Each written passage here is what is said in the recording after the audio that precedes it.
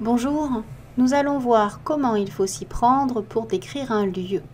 Alors, la description d'un lieu en rédaction, par exemple, est souvent considérée comme complexe et épineuse parce que il faut que le lecteur ait l'impression d'être dans le lieu décrit. Il faut une image précise de l'environnement, voilà, il faut solliciter l'imagination, rendre le texte réaliste, captivant. Donc c'est pas évident. Je vais vous expliquer comment faire pour faire une description concrète d'un lieu. Au début de la description, des précisions sur où et quand aident le lecteur à mieux s'imprégner du lieu. Est-ce que la scène se déroule le matin, le soir? En fonction du moment de la journée, la luminosité va varier. Et ça, il faut le prendre en compte. Et aussi permettre au lecteur de s'imprégner de cette ambiance-là, voilà, d'imaginer un petit peu. Comment le lecteur peut savoir si c'est le matin, si c'est le soir, comment il peut faire pour imaginer tout ça? Est-ce qu'il y a une fenêtre dans la pièce? Est-ce qu'on entend un bruit particulier? Voilà, ou parce qu'on est à la campagne, on entend le gazouillement des oiseaux, parce qu'on est dans un lieu spécifique. On dévoile le temps de l'action, mais aussi le lieu, les circonstances. On peut ne pas les dévoiler aussi, mais dans ce cas-là, il va falloir bien mener la description pour que ça ne manque pas. Et qu'au contraire, ça crée du suspense. Alors, dans un premier temps, commencer par, par dire où ça se passe, quand, et donner toutes les circonstances. Alors, il faut bien parler des sensations qu'éprouve le personnage, ou vous, si vous décrivez un lieu à la première personne, où vous vous exprimez. Alors, une description est faite à partir de ce que l'on voit. On est très visuel, l'être humain est très visuel, donc les descriptions sont forcément souvent visuelles.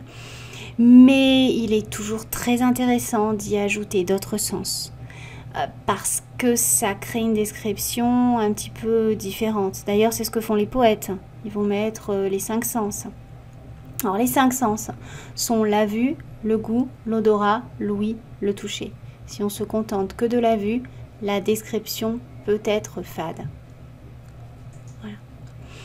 On peut utiliser des adjectifs qui servent à rendre la scène plus vive. Je vous donne quelques adjectifs juste à titre d'exemple. Si vous décrivez la mer, elle peut être calme, agitée, houleuse, tumultueuse, démontée, gelée, froide, agréable, etc.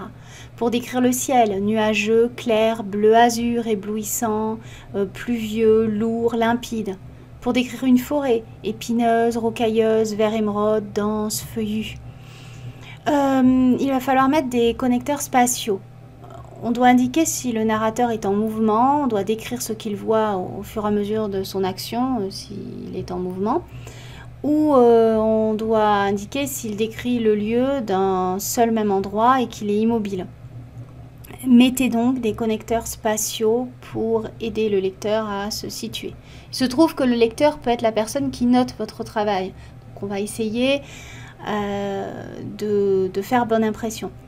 Comme connecteurs spatiaux et comme prépositions et adverbes qui sont utiles pour montrer l'espace, il y a ici, là, près d'eux, loin d'eux, derrière, devant, à gauche, à droite. Le temps. Généralement, on utilise l'imparfait qui est le temps de description au passé par défaut. Quand on ne sait pas à quel temps faire une description, qui s'est passé antérieurement, enfin un lieu antérieur, un lieu que l'on n'a pas devant les yeux, on utilise l'imparfait. On évite l'utilisation du passé simple, car ce temps est utilisé pour les actions. Par contre, si le narrateur est en mouvement, là, il peut y avoir du passé simple pour décrire ses mouvements. Mais on va repasser à l'imparfait à chaque fois qu'on décrit ce qu'il voit. Pour résumer, la description d'un lieu doit donner au spectateur, au lecteur, voilà, l'impression d'être en plein milieu de l'endroit décrit. Pour cela, il faut utiliser l'imparfait, qui est le temps de description au passé, des adjectifs qualificatifs, les adjectifs de couleur, rouge, vert, orange, de forme, carré, ovales, rectangulaires, de taille, grand, petit, gigantesque, minuscule.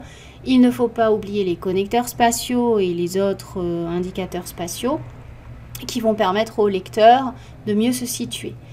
Enfin, il est utile d'utiliser le lexique des 5 sens pour solliciter l'imagination du lecteur. Donc révisez votre champ lexical des 5 sens, vue, odorat, ouïe, goût, toucher. Quand vous étudiez des textes littéraires, vous trouvez très souvent le lexique des 5 sens. Donc lisez attentivement les textes, regardez les mots, repérez-les et essayez de les réutiliser au mieux dans vos écrits, dans vos rédactions. Voilà,